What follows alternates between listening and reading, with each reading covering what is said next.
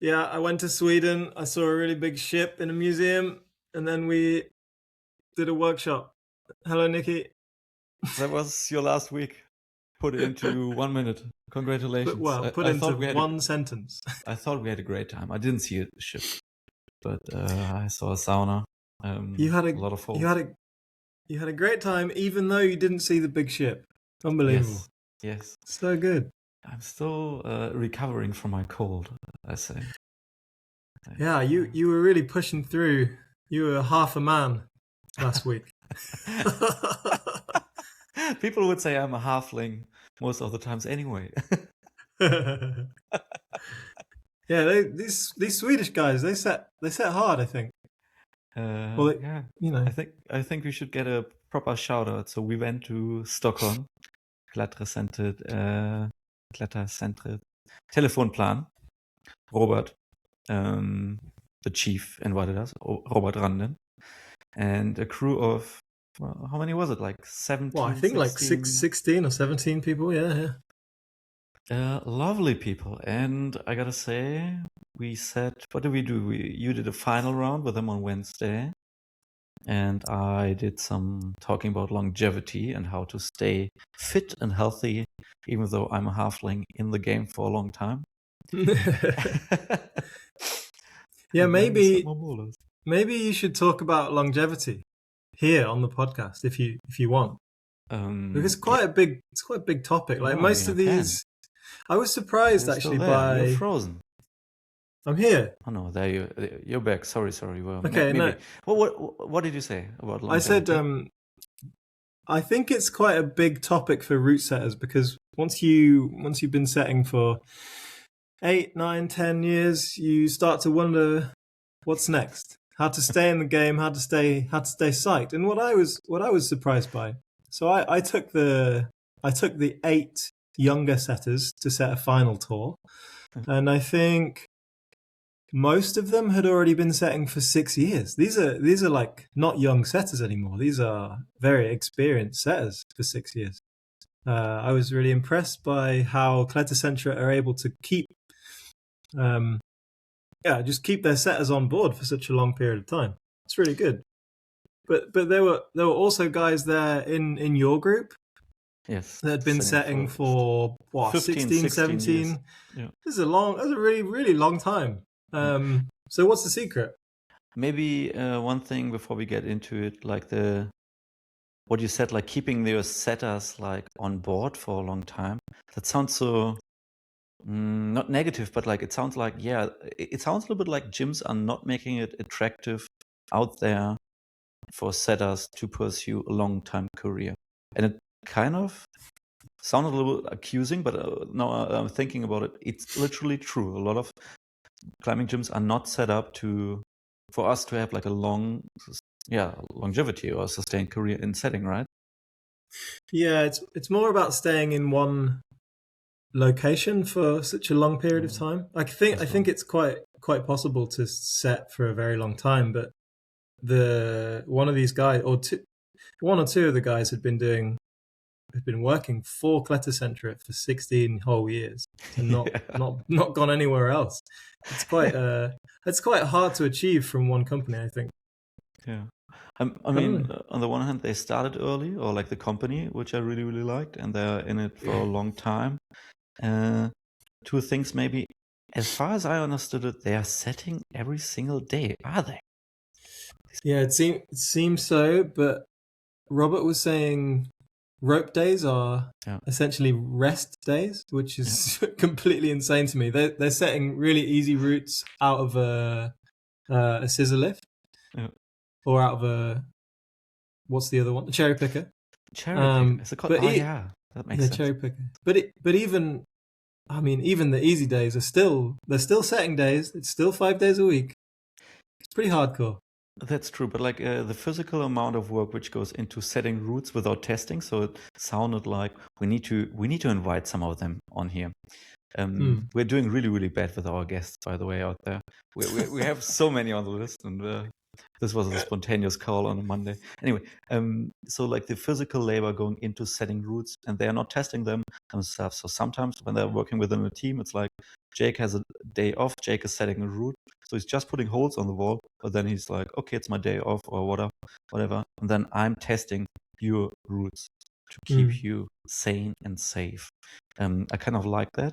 But yeah, it's, if you're doing this for 5 days a week or even 4 days, it does something to you. So some topics I had to deal with, or we were talking about, were like, how do you keep being inspired, which is and creative, which is very, like we talked about a lot of things, but I think we both agree upon, or we found out one thing, like that we are both like incredibly nerdy and psyched about climbing. And that doesn't mean that we go climbing and setting all the time. Like these guys, that was like the first crew in years, which made me stay longer than 9 p.m. and drink beer and climb. Yeah, It's true. like fucking crazy. It's so cool. Like they were locked, like not locked away, but they were in the back in like a separate bouldering area. No customers were allowed to go through there. The whole place was just a testing zone, chaos zone. We got the beers out at 6:00. I think they were staying until midnight, basically, just testing boulders, hanging out. So nice to see. You don't see that very much anymore. It's a very cool vibe. That inspired me a lot. But also, I think we had a lot of questions. Shout out to Anton, who probably brought like 100 questions to over 2 days. And we had a lot of like broad discussions, what we didn't have. And sometimes we don't get it, like with a lot of people who work in it for a long time or who are like very confident in what they're doing. They don't ask, okay, what would you guys do? Or like, what would you have done? And as soon as we're setting something, we are immediately, I think I can speak for the both of us, like we're immediately, okay, Boulder's good, Boulder's very cool, 10 out of 10, whatever, maybe, or Boulder's shit. But like immediately, what would I do next? What would I do different in case of, if I had this not, or if I had more of these, would I change something? Immediately, it's like theory crafting in my head going on non-stop, and not without devaluing or like talking my own problems down. It's immediately like, okay, I'm done now. What did I learn from it, or what could I do different? Because every boulder, basically, if we just change one or two things, it becomes something entirely different again. And I think this is where I never stop, and what I really, really like. And that's why I always tend to go to the really small stuff as well, not like only the big holes, but the small stuff, because then like even small changes make a big difference. I don't know. Yeah, I think this is something true. what I really love. Maybe we're seeing this is slightly off topic. Maybe we're seeing the decline of setting with jibs only. It's we didn't see too much of that, or we don't see too much of that nowadays, I suppose. But you can achieve a lot of quite incredible things with just a handful of jibs. But when it comes to creativity, I'm with you. I think we always seek to do something different, something new every single day. We try and do something we've maybe not done before, or do something we've done before but in a slightly different way. Always pursuing something new to keep the creative energy going.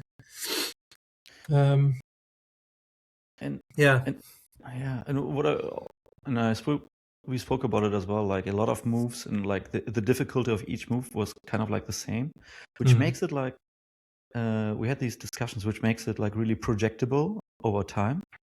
Really like it. And then you have like, if you have like the 7A level, you have a lot of like 7As, which are, okay, I can project this, and then I can climb this and spend a lot of time with this. But if every move is the same, then no move is standing out. And if no move is standing out, then you don't have like the center, not the centerpiece, which is also not right or wrong. But as soon as you have a centerpiece, you can really think about going left, going right, tweak this, tweak this, tweak this, tweak this. And what happens if, and I wake up and usually I'm like, okay, what happened? What would happen if I would do this instead? And maybe I don't strip the boulder. Maybe I just change a few moves of this boulder now and see what happens now with the boulder, and keep it on the wall for a few days. Yeah. Mm. My theory was because and this isn't a criticism. This is just an observation. My theory was because these guys who work for Routesetting, they're setting at least half of their days on a rope. Mm. When they come to set boulders, they set in a very secure style, very like normal climbing style. So when it comes to setting comp boulders, they very rarely relinquish control. You know, Yeah. like there weren't very many boulders that were coordination or full dynamic or even like MIDI dynamic, and there weren't very many boulders that were pure balance. You know, I think it this was is really interesting. because we were setting like 70 quali bowlers and it was like on each panel 4. So if you go for pure balance, you really need to pick decisively. I should have looked at the briefs Robert gave, because it could Yeah, be that there were also like a lot of balance like last version and we didn't need any balance anymore. But yeah. I would like to go. Now I know how the qualifying round and the finals round work. Yeah. Now I know the layout of the garage session. That's what they call it. I'd like to go back and do it again, Yeah. and me and you be like proper chiefs. That would Yeah. be fucking cool. But yeah, no, just purely an observation. I think the whole team did a phenomenal job, and they're like normal climbing style. They're like power climbing, technical climbing style is so sick. Some of the So good. some of the moves I was doing I haven't done in years and years and years. Just like so satisfying. Yeah, you Just were just power, laughing, like always coming up like giggling, like just sick. pure power moves. Three beers in, testing with my trainers on. Oh my god, so much fun. Yeah, but I think on a different level compared to us, or like just a different hype, a different motivation and love for climbing. I think this keeps longevity alive for a long, long time. Just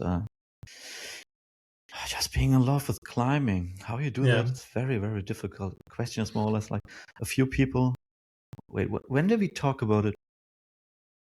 Mm. I think it was like introduction interviews. Like if someone applies for a new setting position, Okay.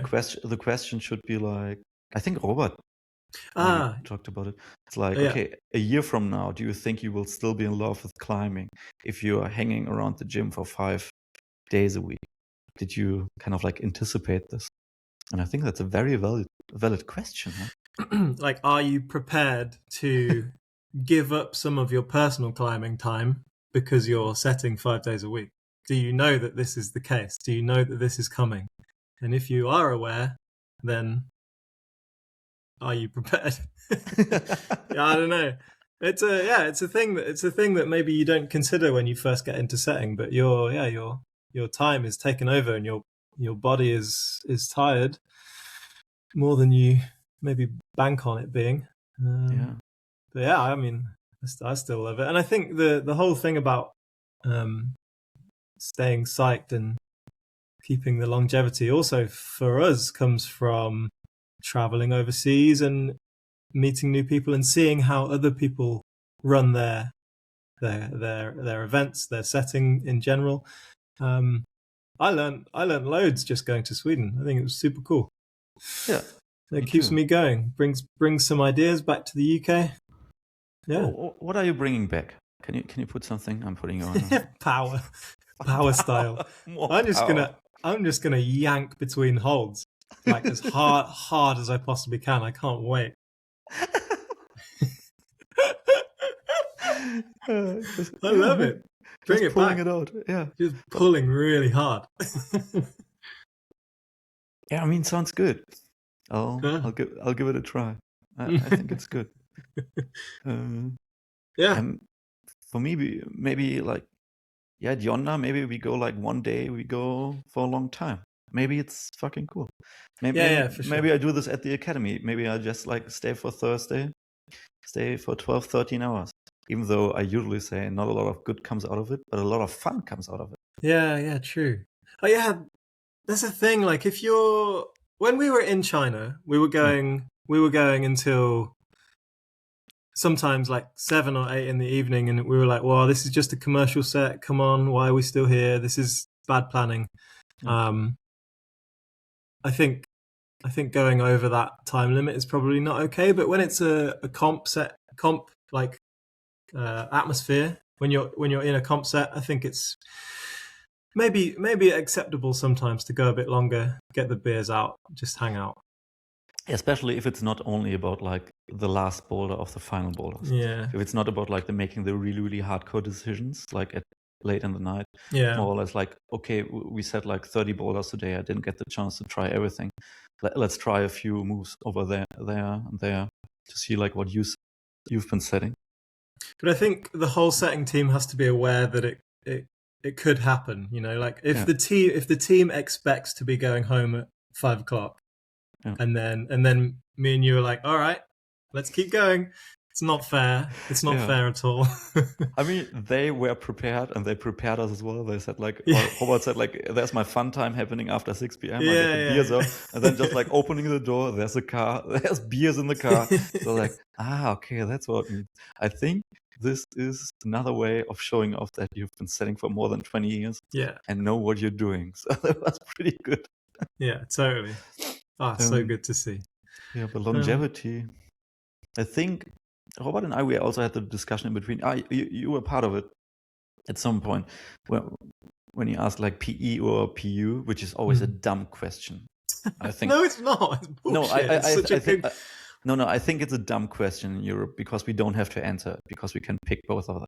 I see. Yeah. You know, like they're not a dumb, but like there are like some questions which, you know, like would you rather give up climbing or continue route setting?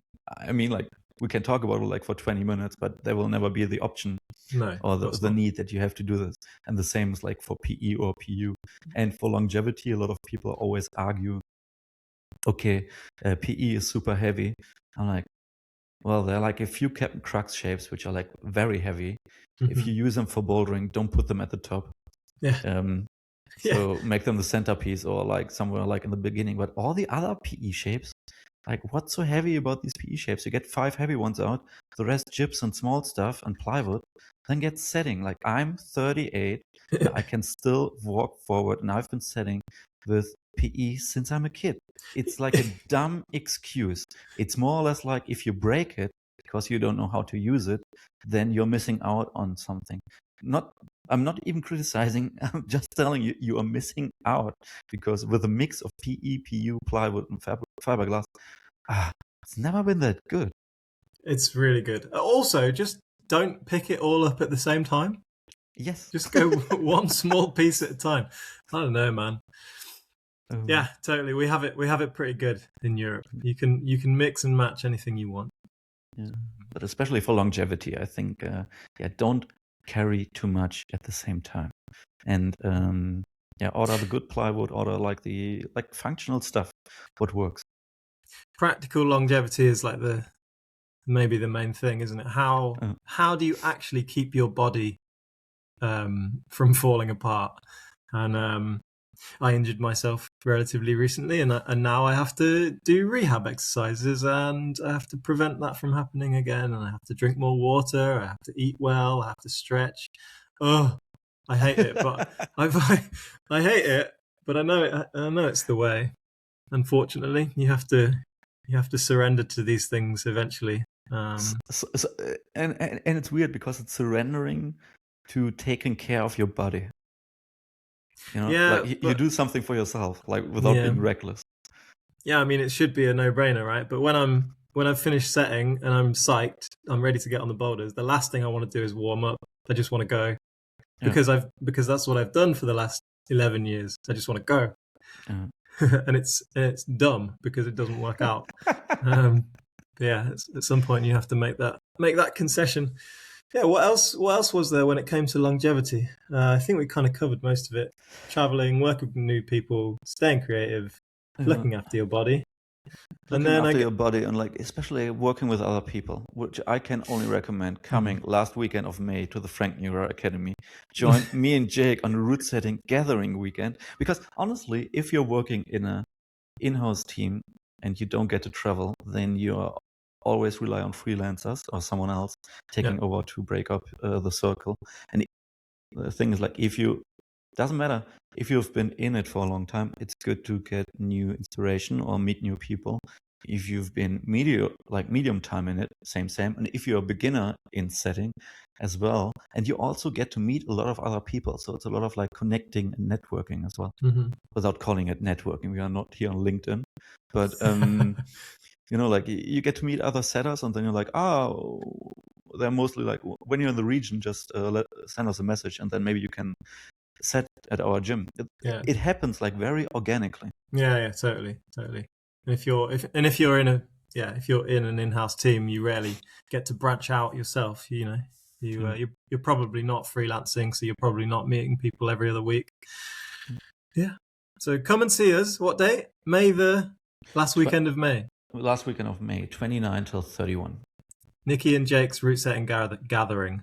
Yeah, we're doing a few TED Talks. We will call it a TED Talk about stuff. A little bit more organized than on here. you bullshit. No, I will bring a slideshow, a lot of good pictures. Oh, hell yeah. Good man. Yeah. Okay, I'll write my thoughts down at some point soon. Do you think I forgot something else about longevity? It's very difficult to put into words, because I do probably like the only issues I had were with my back last year, and that didn't happen. I don't know why it happened. I jumped down or stepped down from a boulder 1 meter above the mat and dislocated my vertebra. I feel it. I still feel it. And like from time to time, and I need to warm up and roll a little bit with my back. But lifting wise, no problems, and otherwise finger wise, no problems, arms, no problems, even though my shoulders are weak and henceforth also pretty vulnerable, I think. Well, I mean, you could definitely strengthen them if you want to. You just have to do some exercises. Yeah. But I think you just got unlucky with the back thing. Yeah. That's just a thing that can happen. I don't know if you could have avoided it, maybe. Yeah. And the rest of all the lifting and taking care of the whole storage, I always consider it as functional fitness. Yeah, because totally. You lift stuff around in a functional way and not taking any additional weights on. Does that make sense? I don't know. Yeah. The other thing maybe we didn't talk about, that's probably the biggest limiting factor to setting longevity, is pay. But pay is so broad and such a deep topic. It's hard to pin down the answer. I mean, no, maybe not. Maybe the answer is just more pay. But if you're working for like these guys are working for Routesetting for a very, very long time, so clearly they're being remunerated properly. Maybe they're getting physio, maybe they get free shoes, maybe they're being looked after, and they have good pay, so they have a career. But I think in the UK, maybe there's probably Germany too. There seems to be a thing that setters are it's like a passing job. You do it for 4 or 5 years and then you move on to something else. But I don't think that's the case anymore. You can have a career in setting, but the pay needs to reflect that. And right now, maybe it doesn't, unless you're big time. It also comes with the size of the gyms. So if Routesetting has like multiple centers, they can hopefully afford. Same goes for some Dutch gyms like Beast and the Werkstoff, Kunststoff, Energiehaven gym chain. They make it possible to have careers. In Germany, it's a chain thing, isn't it? Maybe it's a chain thing. If you're part of a chain, you can work 4 or 5 days a week, full time. Whereas Yonder, for example, one small gym, I get 8 days per month, and then I have to find work elsewhere. And Frank, in your academy, how many days a month? Not super many. Setting.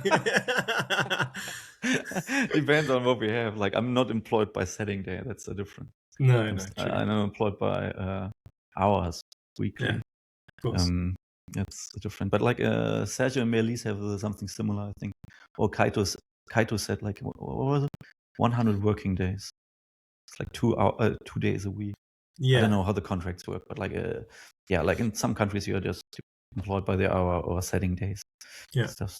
Yeah, it would be interesting to see like what it's in different countries. I know a lot of people on the internet hate about the bouldering projects or momentum movement gyms, but they make it possible to have setting careers in the United States. Yeah, I got laughed at the CWA when I asked for health benefits and stuff, but well, this is just a different country, so I don't know that much about it. But stuff like physiotherapy, like maybe once a quarter, or having like experts coming into your gym to show you how you can take care of your body. That's always very good. Yeah, totally. So what we're saying is maybe chains are quite good. Maybe good for a long-term career, but I think a lot of us know that you make or like that you make sacrifices on another level, like maybe the creativity to travel to other gyms, like you do as a freelancer. So I don't know what I would suggest. Yeah, there's no perfect answer, unfortunately. No. Good though. I think we covered longevity quite well there. Yeah, and maybe the real longevity is within having a sauna in your gym. Yeah. I'm pretty sure that's the real deal. Yeah. Yeah, it was really cool, huh? That was a nice sauna in Routesetting. Nice little touch. Yeah. Even though it made me feel like I might die again, but Are you nearly over your illness now? yeah, I still feel like I feel brittle in my lungs.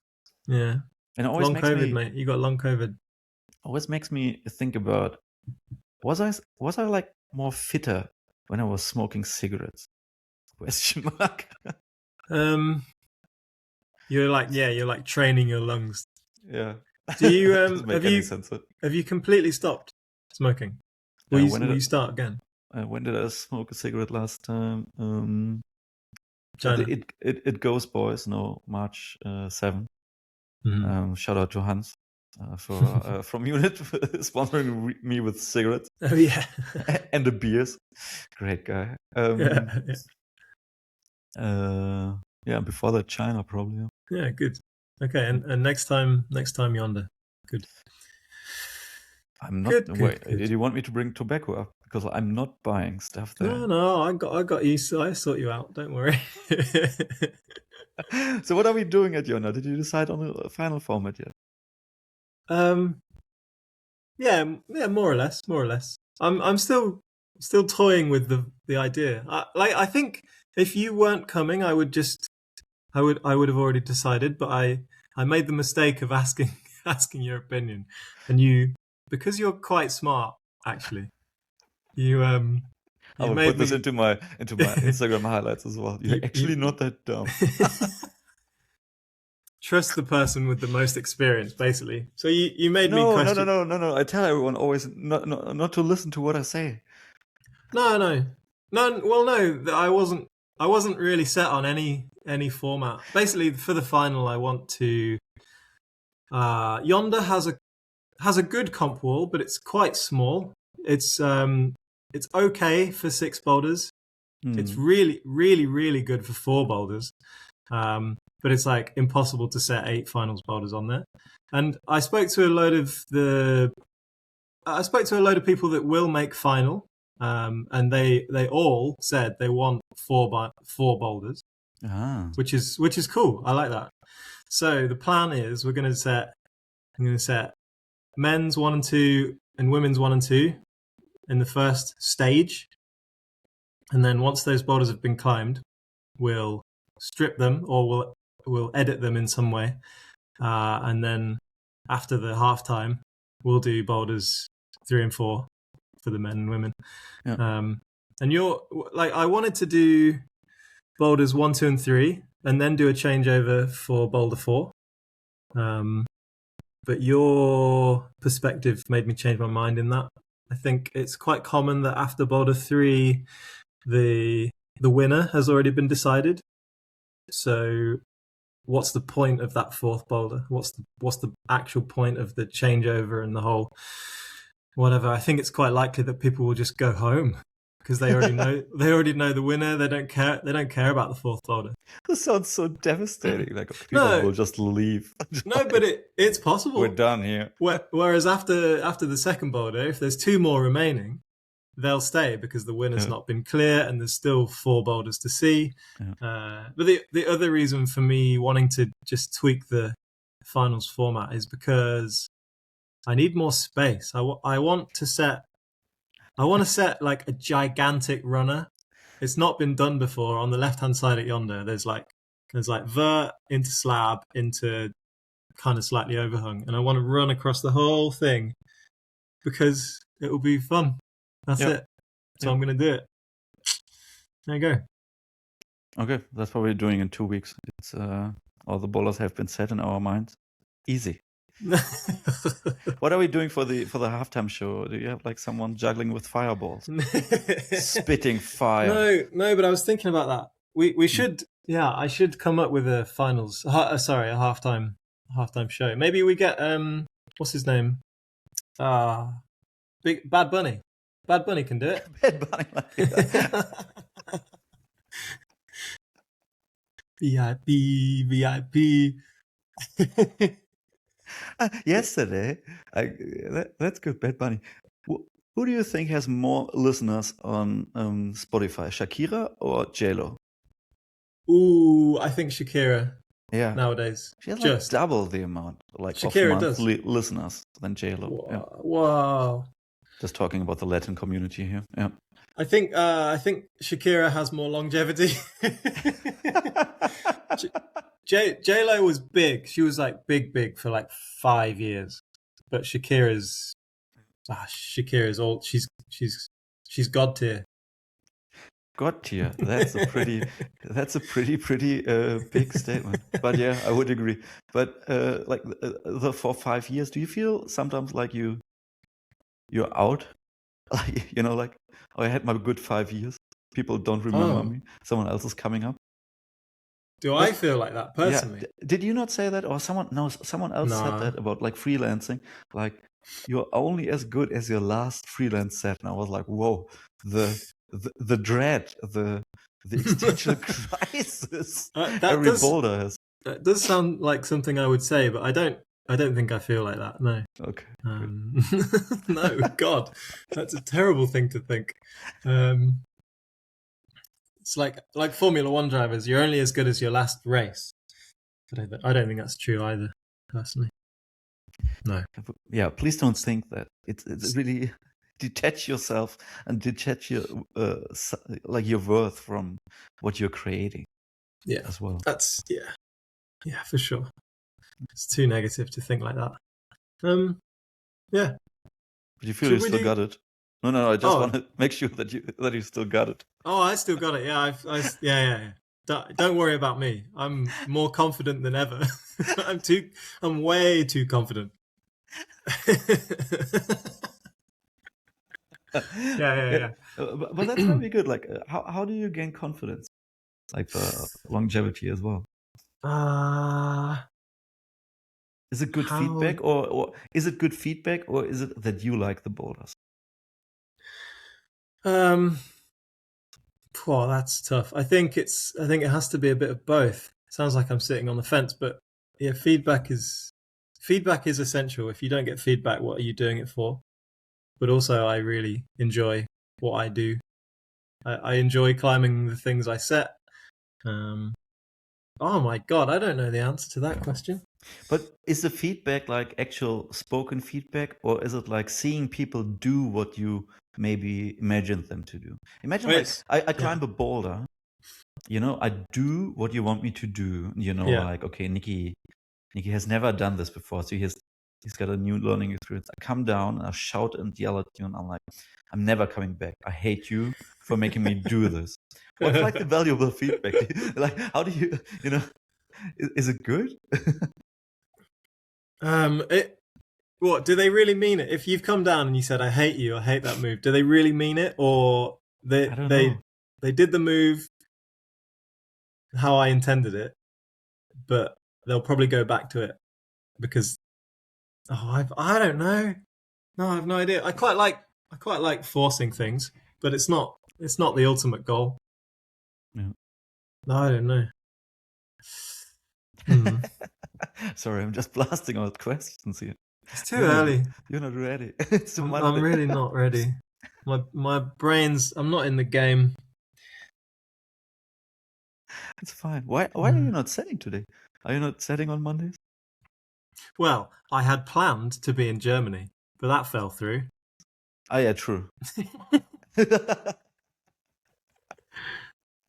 We were supposed to be filming content for an upcoming project, but Oh yeah. that didn't work out. So No. I was and then there was also potential to go to the Peak District, but the weather, man, it's too hot. All I want to do is climb Careless Talk, and it's too hot. So that's not happening. What do you mean? How hot is it? Well, as soon as it's over 10 degrees, for me, it's not possible. The sun is on the sloper, and I can't hold the sloper. I offered to go there with you to be your lucky charm. The problem is, how am I supposed to go there if it's like below 10 degrees? Mate, that's Gritstone. That's a real Gritstone. problem. I cannot wait to go to Font. Like, a few people are there now, and it looks sunny. I know they're freezing the balls off.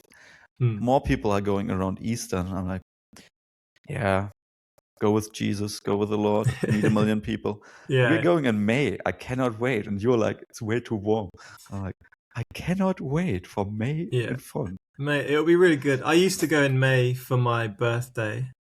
And I always had a really good time. You spend the afternoons just laying on the sand in the sun. Oh, so nice. Yes, you'll have a good time. I'm very jealous. Although, Yes. I think I'll still go at some point. Yeah. Yeah. Okay, you wanted to deviate and talk about Discord questions, right? Because a lot of there are questions out there. Yeah, Friends want to know stuff. They just keep coming in, and I feel like we're missing them. What I really enjoy is that a lot of you are helping each other out. Yeah, I like that. It's quite nice. It's very wholesome. Do you want us to be active, like with typing stuff as well, friends? Because that takes me a long time. But otherwise, we try to cover all the questions here. Which I think I dip in very infrequently, but I think answering the questions on the pod is quite valuable. Do you have any questions lined up? No, you were clicking. Maybe the last one of podcast topics was very nice, and then we go back there, like more different ones.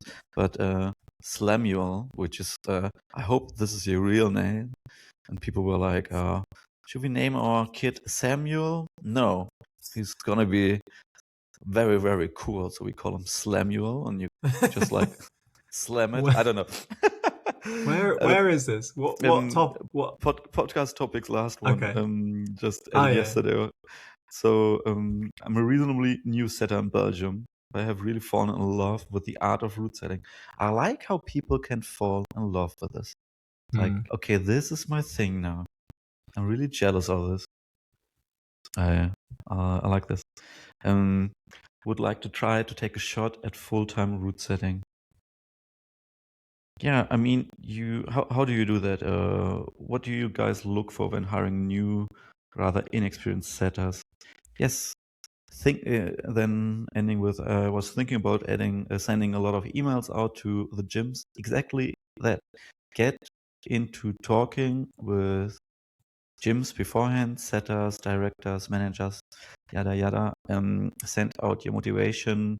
It's very valuable to tell them what you are able to do and what you are not able to do, or like what do you think where your strengths are, what kind of person you are.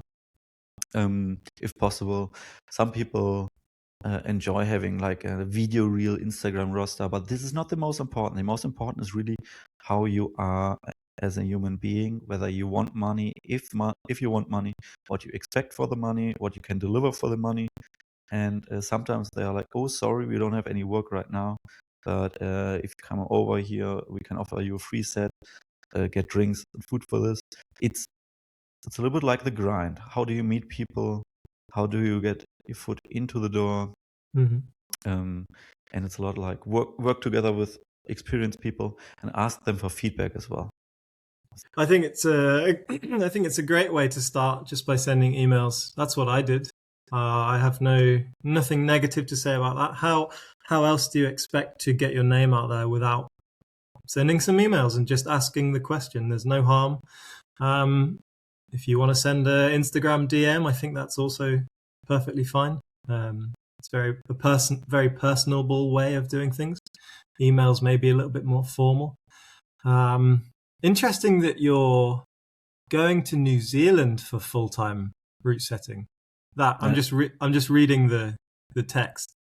You didn't say that, Nikki, but he's going to New Zealand for a year with a working visa, and he's trying to get route setting jobs out there. I don't think there's that much route setting going in New Zealand, so that's probably not an ideal route. But if you can definitely get some, you know. I read it like, okay, I'm going to New Zealand with work and travel, and I try to make the work and travel mostly with route setting. Okay. So there are some gyms in New Zealand. Yes. Yeah. There are some gyms in New Zealand. Go out there, get a little bit of experience with some New Zealand gyms. You've already got a year of experience as an apprentice in Belgium, so that's probably a very good sign. Belgium has a good reputation for indoor walls. I mean, so just talking to people, really, asking questions, and showing that you're willing to listen, recognizing that you're a beginner, and understanding that there's a long way to go and a lot to learn, and just being prepared to learn. It's so valuable. And turning up to work on time. I never had a problem with this, but apparently Jake has in the past with other people. It's fucked up. Like if you don't come to work on time, especially with setting. Yeah. I mean, we don't have to talk about that too much. Yeah, but maybe New Zealand. I think New Zealand is the place to be to go for work and travel, and route setting might be more developing there. Yeah, but it's the land of the hobbits, the land of Flight of the Conchords, the land of the best bun bo hui, like a Vietnamese blood soup I ever ate. It's amazing, and it's Castle Hill. The air is so crisp. Go there. It's a beautiful country. Go there. I lived in near Auckland for 6 months in 2010, and within a 2-hour drive, you could be in the mountains, you could be on the beach, you could be inside some caves, you could be skydiving, whitewater rafting on a river. Everything you could possibly want to do within 2-hour drive from Auckland. So good. And no poisonous animals, only orcs. No. But like it's true. Yeah, no, I don't think they've got snakes, have they? No venomous snakes. No. Interesting. It's but they do have kiwis. Yeah. Contact. So even within Belgium, there are a lot of gyms like Bloxal district and the island, and from Belgium it's close to the Netherlands. So you need to. I mean, what Jake said is like totally true. Like send out emails or DMs. Emails, I think, a little bit more formal, and I appreciate this as well because DMs in Instagram get lost very, very quick, and then you get out there because, like, as a setter, only with your style or whatever you set, you don't get that many. Like, your reputation doesn't grow as much and as fast anymore as it did in the past. Like in the past, it was possible, like sometimes to put a boulder out, which didn't even reflect like you as a person or you as a setter. Just like a bangy, flashy boulder, a lot of like reshares, but that doesn't really tell whether you're good working within a team or not. Yeah. No, doesn't mean anything nowadays, really. Instagram's not real. Yeah, and especially get the basics down. Maybe work tidy, work safe. If you're insecure about which screws people are using, don't just blast screws into the plywood. Ask people. Like, I hear it. Good chief setters here if you're using a wrong bit, and it drives me personally fucking nuts. Yeah.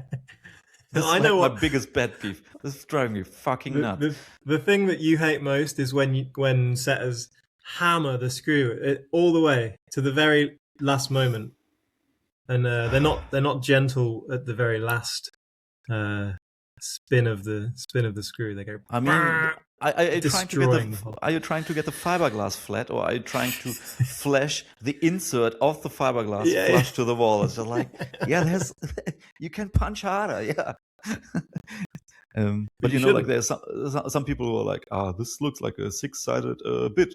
I'll just push a little bit harder, and it's like there's a difference between a word Spax and an Aussie, like a word and Aussie and a Torx, and Phillips and a normal, like cross and Torx.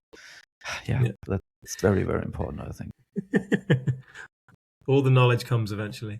Well, you said slam you, or you said sorry if my question was a little bit chaotic. I think our answer was completely chaotic. Not sorry. Sorry, not sorry. I like that Slamuel's his little thumbnail picture is of Gandhi. Did you see that? Yeah. That's interesting. Yeah. Anyway, did we talk about who do you think is like the most famous person in the history of Earth? Most famous person in the history of Earth. Genghis Khan? Not Jesus? Yeah, but did he exist? Okay. Next one. Okay, do you think Genghis Khan is more famous than Michael Jackson? Oh, interesting. Michael, yeah, fuck. Yeah, maybe you're right. Maybe Michael Jackson is more famous.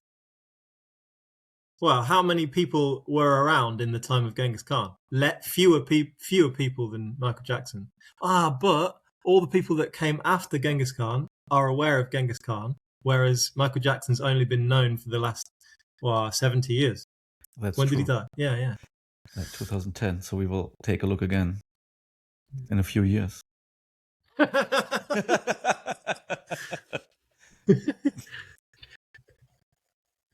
Okay. But that made me think about the woman, and then I think woman. What would you say? I would say Cleopatra. Yeah, Cleopatra. She's a clear winner. Yeah. Then I There's watched no the one. Cleopatra documentary yesterday. It was really good. Just wanted to dive into Gandhi here. Yeah. Cleopatra. What's the stupid, the nerdy quote? The Cleopatra is closer to the invention of the iPhone than she is to the building of the pyramids. Yes. There you go. Very lame, very nerdy. No, that's okay. I think it's cool. From the Ptolemy. Yeah. Anyway. Yeah, exactly. There were some questions about comp formats. I think we dove into this briefly last time. But then there was another question. Did you find more questions? No. There was a question about stripping boulders as opposed to stripping areas. Yeah. We could try and tackle that. Yeah, I think it's a little bit, it comes to, so Josh asked, that was yesterday, by the way, anyone have any experience of stripping by boulder rather than stripping by section? So it's a little bit, first I thought, okay, setting in circuits. Circuits, yeah. Yeah. But it's not quite that, is it? He's asking whether the harder circuits should be staying up for slightly longer. Yeah. I think we dove into it like briefly that it really depends on your community whether like stronger or harder climbers are really into projecting and sessioning. And for full context, his there's only 45 boulders in his gym, and the rotation is 4 weeks. And I think for 45 boulders, that's probably about right. If you only have 45 boulders, you don't want them to be up for too long. You have to speak to your community as usual. You have to speak to your audience. You've got to find out what they really want.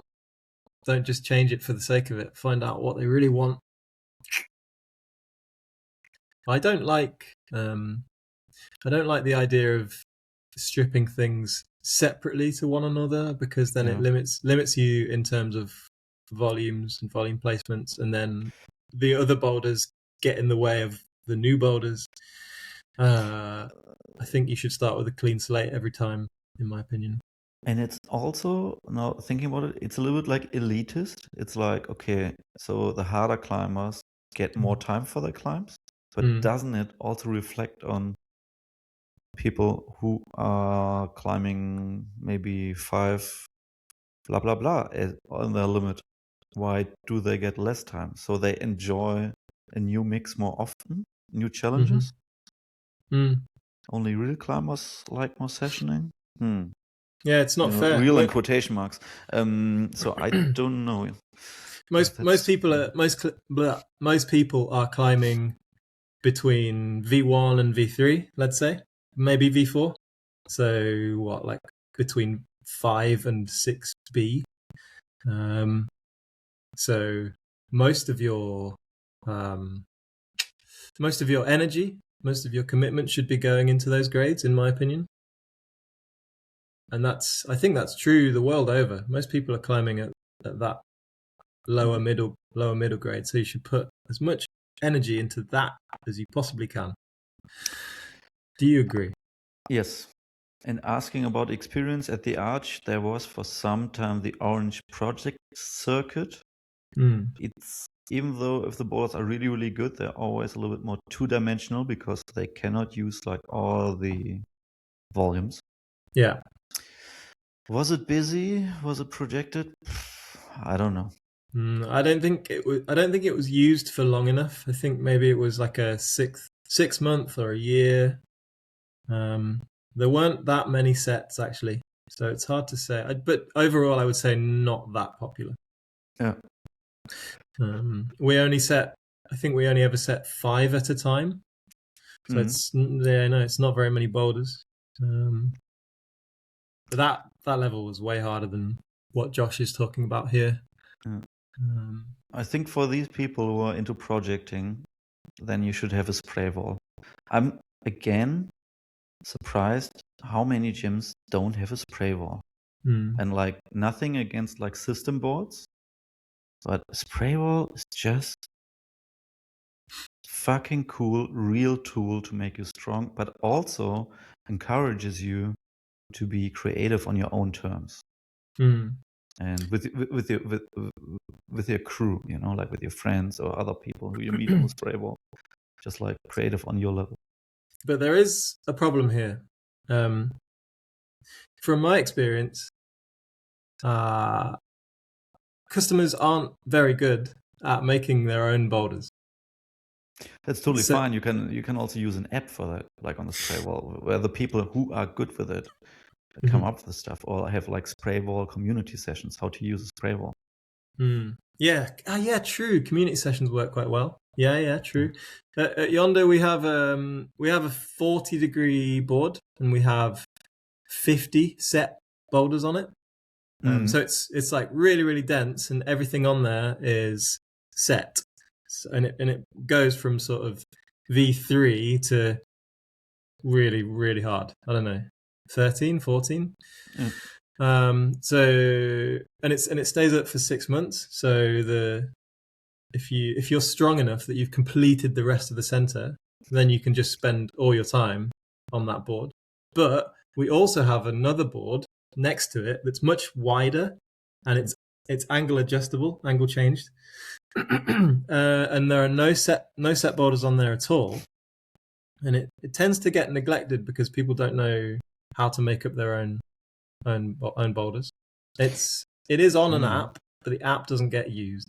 Which is a shame. I hear you. It's not easy to make up your own boulders. I think Jack Mazel was the first one who said like spray wall really helped me to make up boulders. Yeah. Like we did it as kids as well, and I didn't know that it made it, or maybe influenced my creativity. 100% for sure. Yeah. You try a lot of times, like, is this possible? Okay, maybe then we take another hold, and then we take another hold, and then it's like essentially like setting boulders. We have this move which works out, which is cool, but maybe we have another intro and another exit now. Yeah.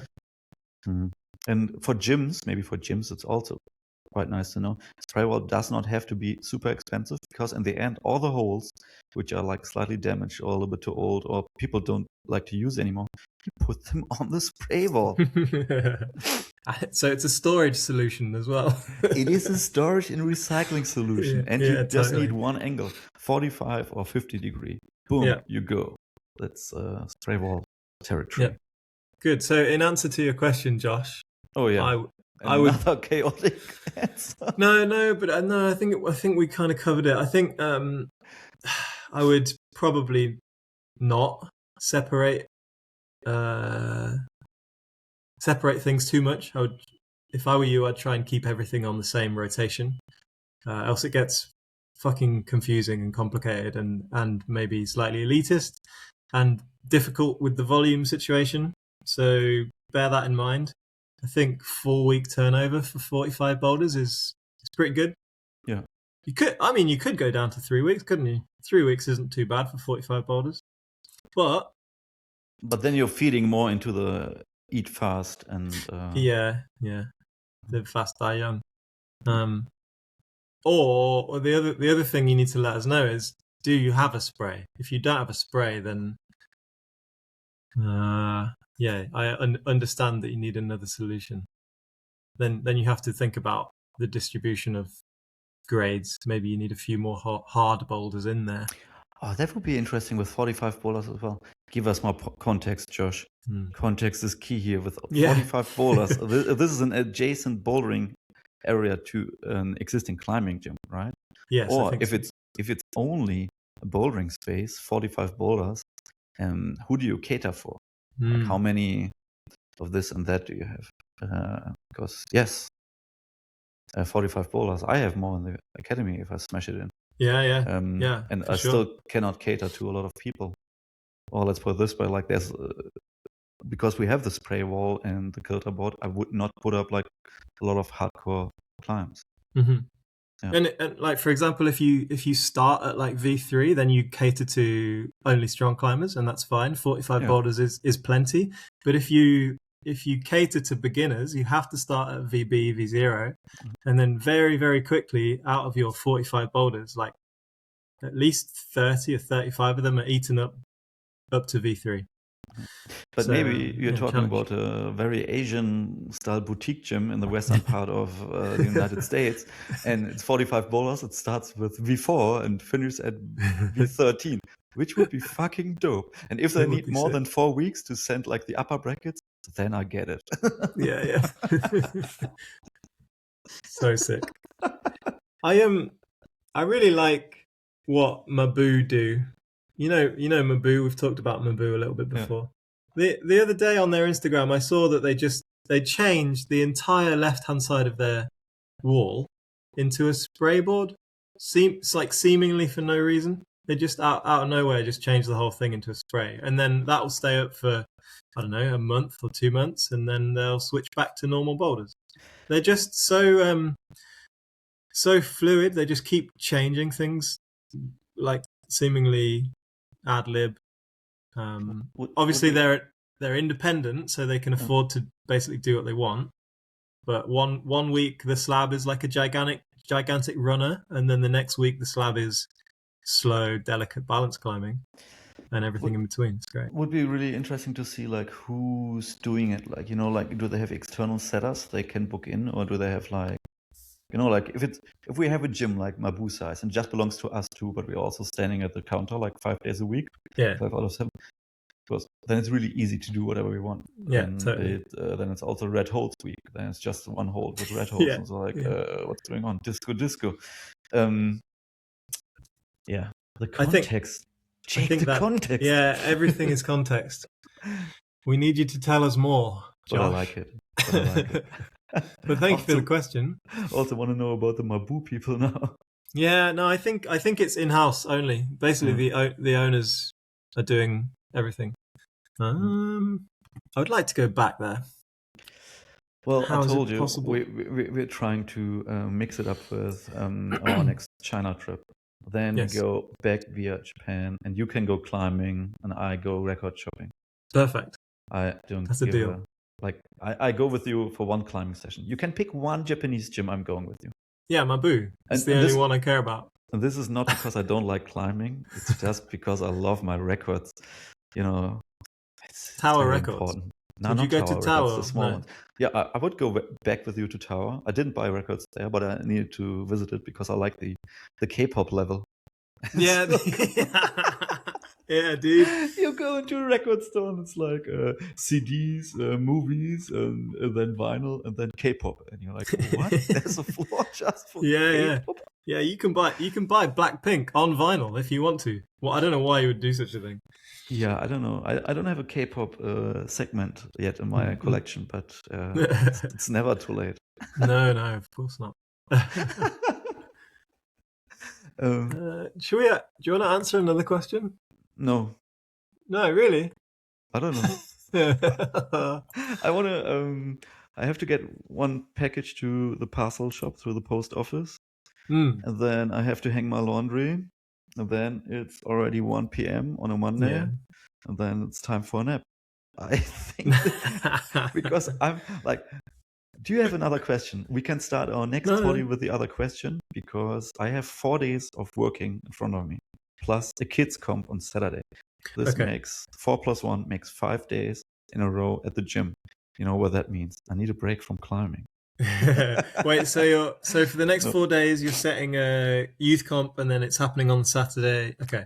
Oh no, tomorrow we're meeting just like what we want to do with the next few months and weeks at the academy. Okay. Whether we want to do this or that or this or that.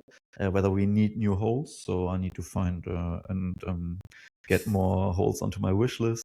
Then I'm filming a video with Playstone with people with disabilities. So we have Nice. new stuff for them, and I'm setting a low traverse.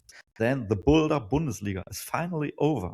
I don't know how I want to clean my holes because they look dead inside, outside, and the sole of each and every single hole. They're so glossy. Do you have a washing facility? We have to talk about this as well, like just like the two basins. So on Wednesday we're stripping everything, and then Thursday, Friday setting kids boulders, and then on Saturday it'll be like 100 kids in 3 different classes, so like 3 different time slots. So my head will be. Wow. Good luck with that. Holy shit. What do you mean good luck with that? Like setting or energy for kids? No, energy for kids. Yeah. You'll be okay. Yeah. Yeah. But if you have more questions, shoot it. What are you doing this week? Well, I'm Okay. I'm setting at Yonder Thursday and Friday, but I'm kind of annoyed about the peak weather. I was supposed to be going to the Peak District, but it's not lining up, Nikki. So I'm working on a few things. I've got a few projects. Apparently, what you should do, or what all of us should get into, if we listen to Stefan, golfing. Yeah, true. Yeah, maybe golfing is the solution. Golfing is a luxury, though. I need to do some work. I want to put some holds on the wall, man. But yeah, I'll tell you off the pod. I've got a couple projects I'm working on, so I'm doing that today. Okay, tomorrow. that is good. Okay, then talk to you in 5 minutes on our private line. Everyone out there, stay healthy, stay setting, enjoy the spring term. Stay toxic? No, don't stay. That's just our running crew. Bye.